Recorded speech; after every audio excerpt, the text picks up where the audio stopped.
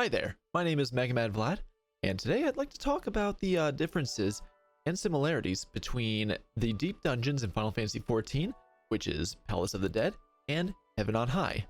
Alright, so when it comes to these deep dungeons that are in the game, from everything that I understand, because I started playing this game August of 2020, so I'm still piecing together bits of information as to when certain things came out, what they came out for, if there were any changes since they released, so on and so forth. Now, when it comes to these deep dungeons, Palace of the Dead came first, and it came with Heavensward.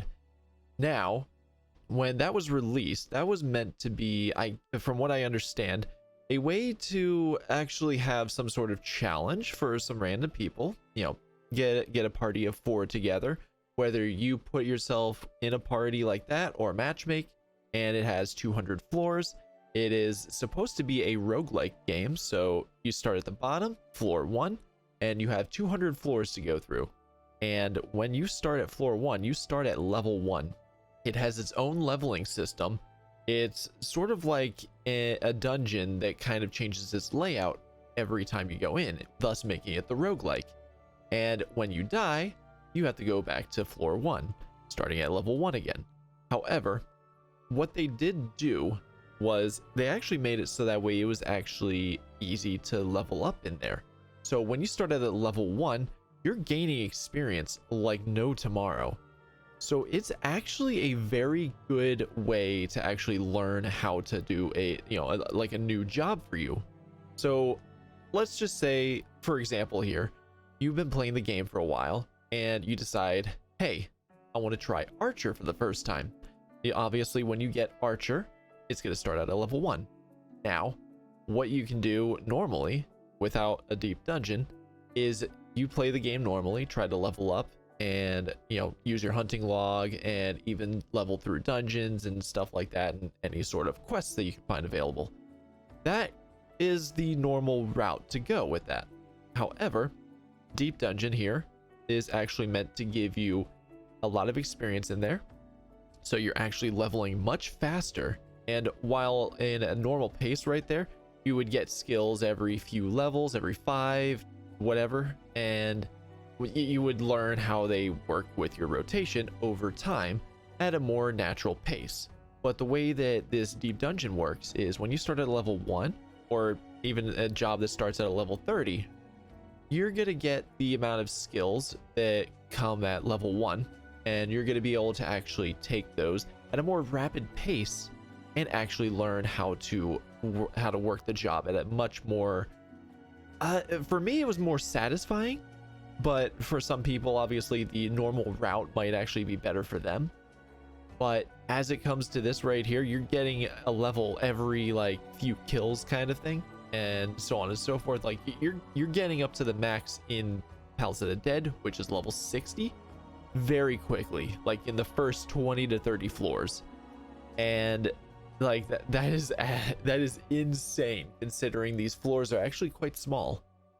Some of them are obviously larger than others, but of course that comes into play with the whole, it changes every floor every time you go in. But regardless though, you're actually able to learn the job at a much faster pace, and that is something I actually really enjoy.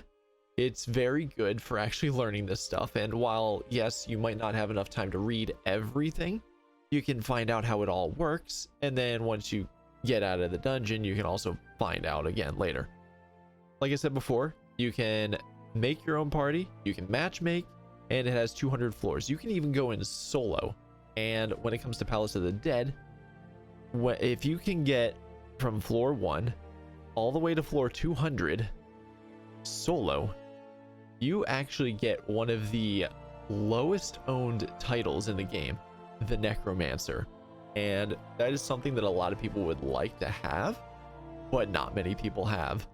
In fact, there was a website that I saw recently that said only 0.02% of the entire player base actually owns that title. That is astronomically low. So if you ever wanted a very hard to achieve title, there you go.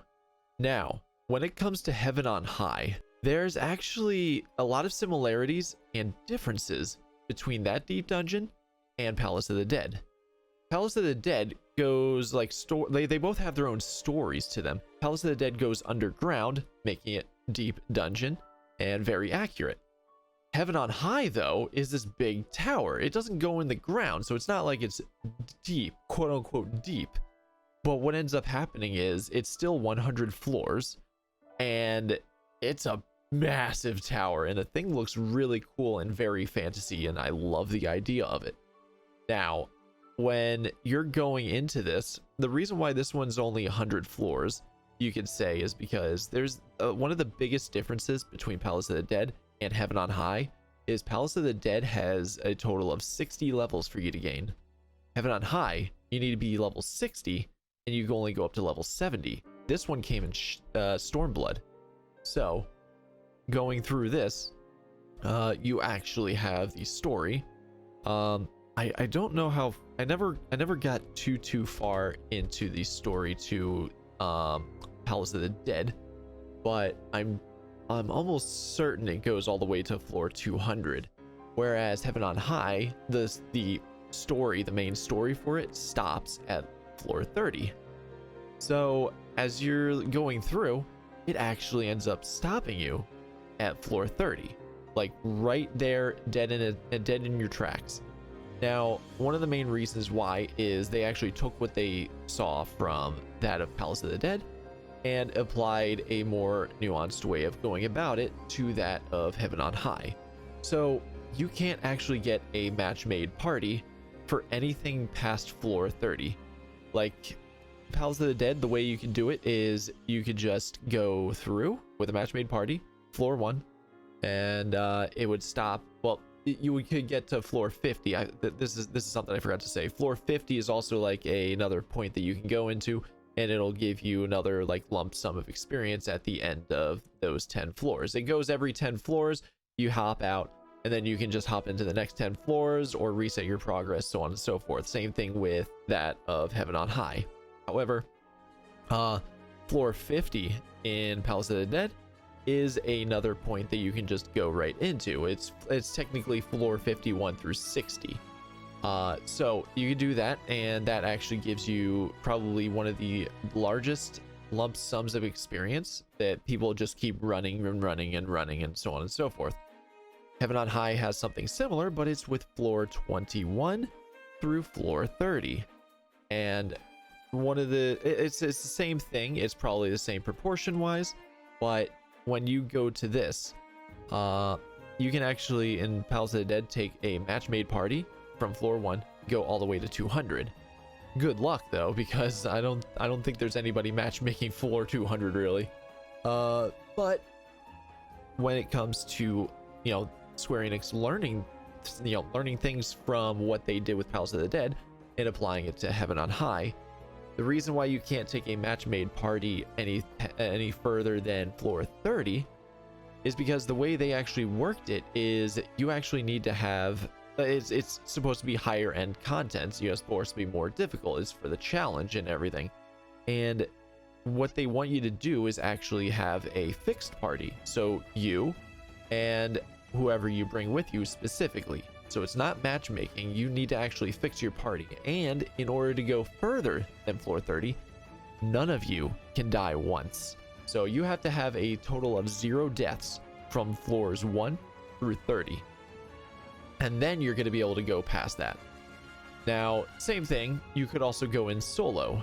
And if you can get all the way to floor 100 solo, what happens there is you get a title. Same thing. This one is still very difficult, very, very low actual, like a very low population actually owns this. The Lone Hero. And I'm not going to lie, for the Necromancer, I think that would be perfect on like a Reaper coming in Endwalker.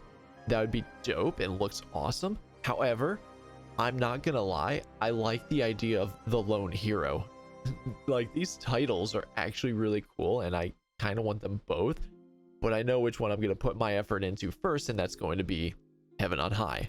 Now, another thing with both of these right here, both of these deep dungeons, is that when you're going through these, you can actually get some rare loot in there. It's not rare loot per se, but it's more like as you're going through them, you can actually get some chests to find right there. They're called Horde Chests. When you find them, because you actually have to look for them and stand in one spot for a long enough time for the chest to actually spawn, you're typically going to find this like ray of light and whatnot.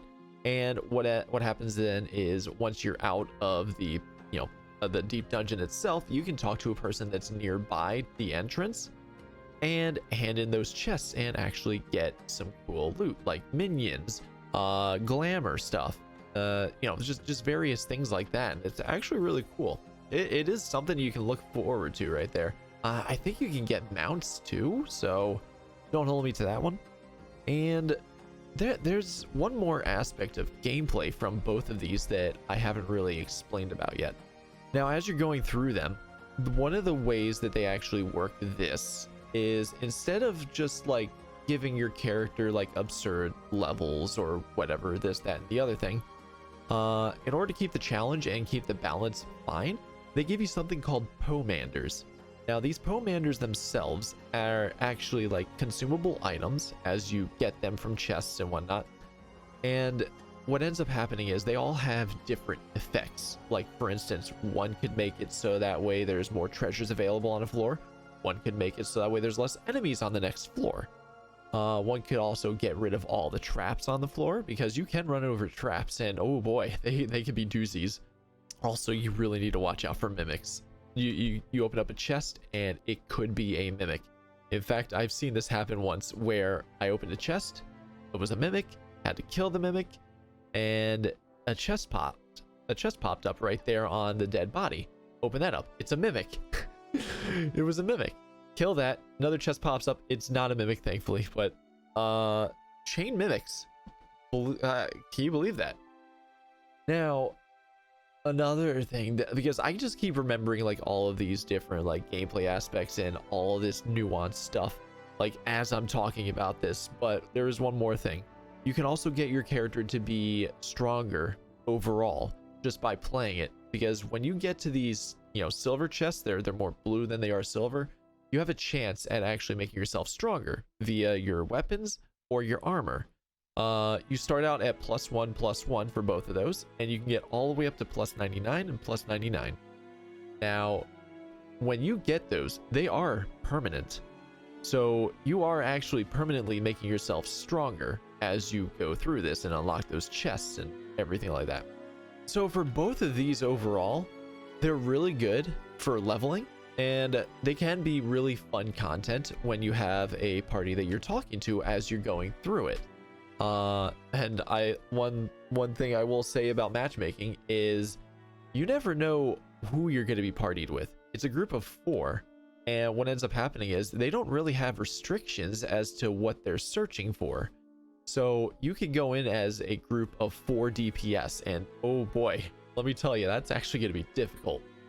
In my experience with Heaven on High, I think I've come across one singular healer going in. And considering the fact that this is like, these are both areas where people are trying to actually level up their jobs, you're going to have less chance of actually finding a full regular light party of 2 DPS, 1 tank, and 1 healer in Heaven on High than you would for Palace of the Dead. Palace of the Dead works with 60 levels, Heaven on High works with 10. So working with that right there, you can see why they're more so pushing for that whole fixed party as opposed to matchmaking party.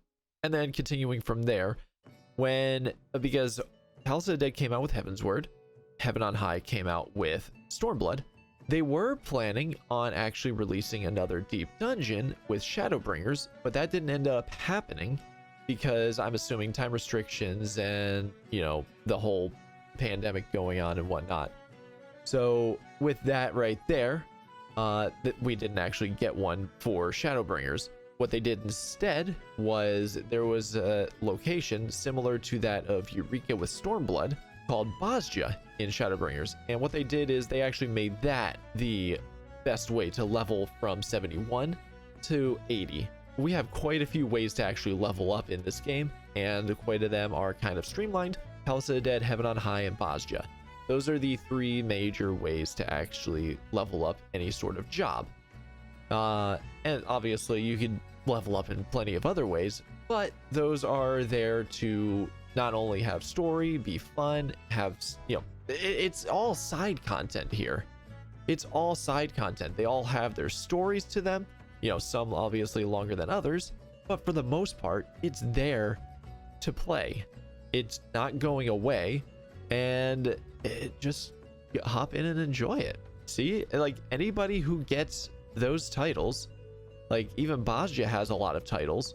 Anybody who gets those titles, you know what they've been through, and oh boy, does it look worth it. All right, guys, with that, I'm gonna wrap up this video right here. And while I can say right now I prefer Heaven on High to that of Palace of the Dead for many reasons, such as like enemies and like how many of them, the challenge, the location, because Palace of the Dead has caves, which can be a little boring to look at sometimes, and then you're in a literal tower, very like Japanese oriented kind of interior and whatnot. It's very actually, that is one more thing I forgot to say. With Heaven on High, there is actually another feature in there. So other than just the Pomanders, they also get Magicite, and this Magicite actually houses, from everything that I've seen thus far up through floor 30, Garuda, Titan, and Ifrit. And what they do is they don't just like summon those primals, they summon them with different effects. So for instance, Titan makes it so that way on the floor every enemy can pretty much die in a hit, and Garuda basically kills everything. Ifrit I haven't seen yet, so I couldn't say yay or nay on that one. But anyway, now I'm actually going to end the video. So thank you guys so much for watching. You can follow me on Twitter, you can follow me here on YouTube and on Twitch, where I stream very rarely, but I try to get it when I get the chance. And with that in mind right there, thank you guys so much for watching. I appreciate you all, and I hope to see you next time. Adios.